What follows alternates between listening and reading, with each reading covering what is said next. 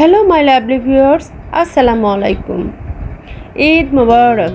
কেমন আছেন আমার প্রিয় আপু এবং ভাইয়ারা? আশা করি আপনারা সবাই ভালো আছেন, সুস্থ আছেন। আলহামদুলিল্লাহ, আমরা সবাই ভালো আছি। আপনাদের ঈদ আনন্দ কেমন কাটতেছে বলেন তো? পরিবার পরিজন নিয়ে আমার মনে হয় আপনারা বেশ ভালোভাবে ঈদের আনন্দটা উপভোগ করছেন, তাই না? আসলে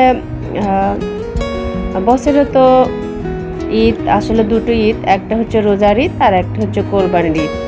তো আমরা এই ঈদে সুন্দরভাবে সবাই মজা করতেছি। তো এটাও কি একটা বড় আল্লাহর নিয়ামত না?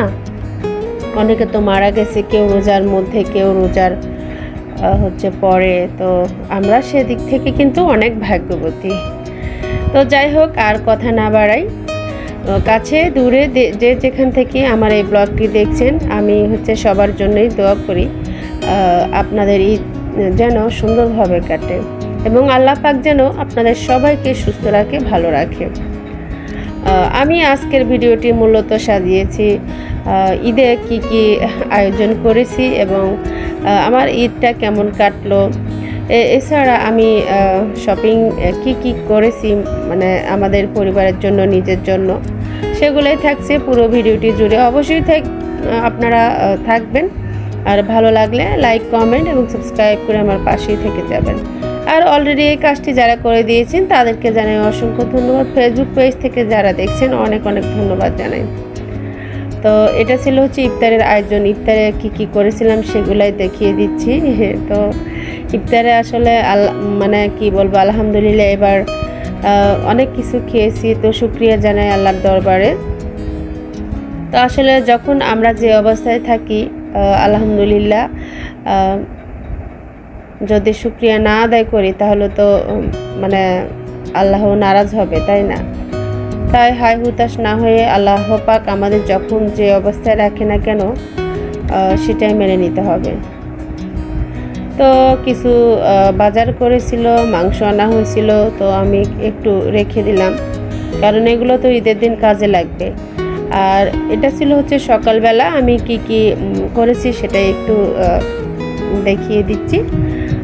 আসলে আমি মূলত সবসময় যেটা করে থাকি, লাচ্চাটাকে ঘি দিয়ে ভেজে, মানে একবারে মচমচে করে ভেজে নিই। তারপরে দুধটা আগে থেকে আমি রেডি করে রাখি, মানে রাতের বেলায় করে রেখেছিলাম, এতে করে আমার অনেক সুবিধা হয়। আর এই যে যা যা দেওয়া দরকার, বাদাম, কিশমিশ, তো ওভারঅল সব কিছু দিয়ে আমি সাজিয়ে নিলাম। আর একটু কনডেন্স মিল্ক সরি। তো যাই হোক, আসলে অনেকে পায়েস তৈরি করে থাকে, তো আমার বাসায় পায়েস তত কেউ খেতে চায় না। তো কিছুদিন আগেও আমি করেছিলাম জর্দার সেমাই। তো ভাবলাম যে আসলে সেমাইটা সবসময় খাওয়া হয় না, তাই লাচ্চাটা করে ফেলি। আর আমি একটু মানে সিমাইও করেছিলাম, তারপর রসমালাই করেছি। সেগুলো তো আসলে যদি দেখাই তাহলে দেখাইছি একটু একটু। তো পুরো ভিডিওটি জুড়ে থাকবেন, অবশ্যই দেখতে পাবেন। আর আমি হচ্ছে একটু পোলাও করে নিলাম, তারপর একটু ডিমের কোরমা তৈরি করে নিব। আসলে রাতের বেলা চিকেনটাও করে রেখেছিলাম, সেগুলো একদম শেষ হয়ে গেছে, তো এগুলো আবার একদম টাটকায় রান্না করে নিলাম।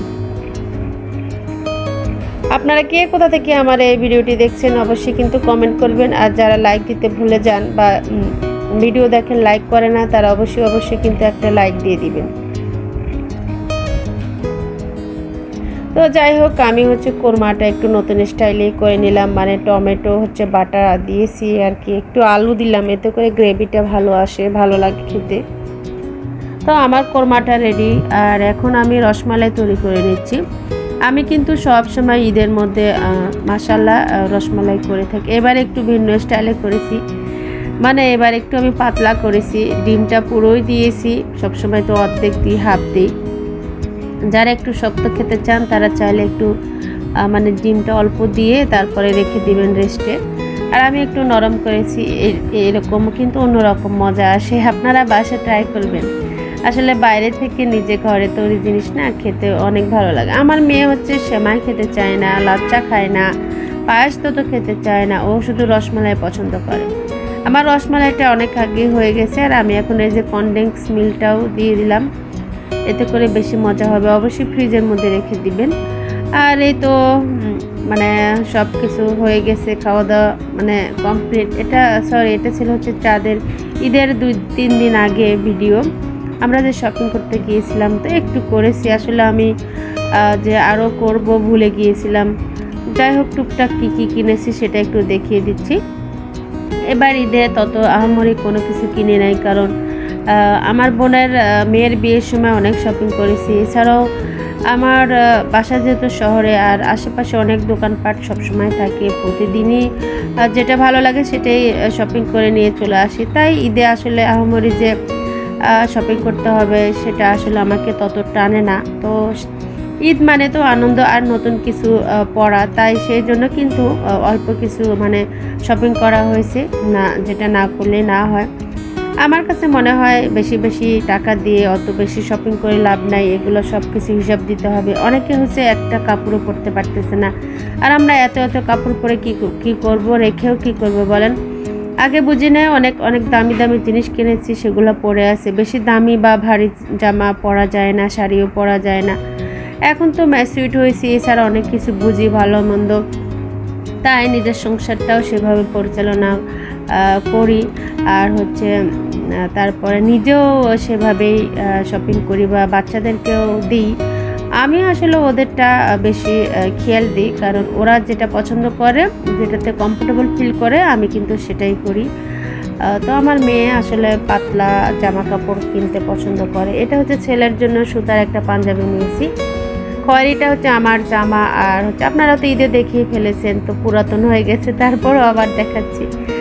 আর আসলে দেরি হয়ে গেছে, এই ভিডিওটি আরও আগে দেওয়ার কথা ছিল, আমি সময় পাইনি।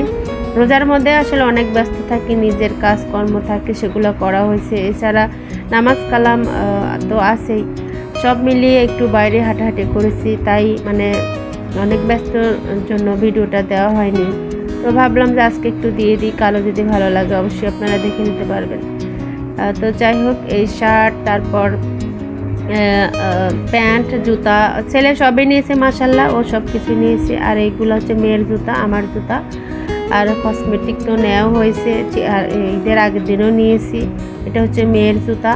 তো আমাদের বললাম না, কেনাকাটার কোনো শেষ নেই, মানে প্রতিদিনই একটা না একটা শপিং করেই থাকি। আরও শপিং করেছি, নেক্সট ভিডিওতে অবশ্যই দেখাবো। তো আপনারা আমার ভিডিও ফলো করবেন, অবশ্যই দেখতে পাবেন।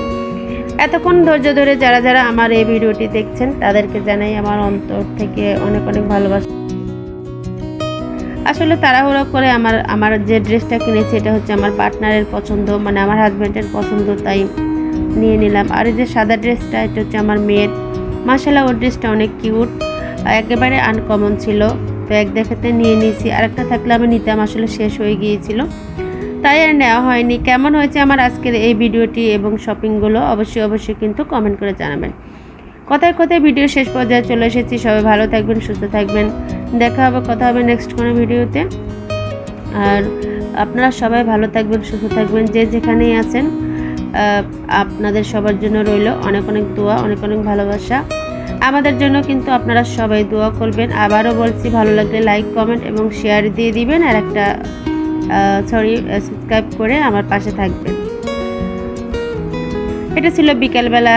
তো যাই হোক, সবাই ভালো থাকবেন। আজকের মতো এ পর্যন্ত, কথা হবে নতুন কোনো ভিডিওতে। Thank you for watching.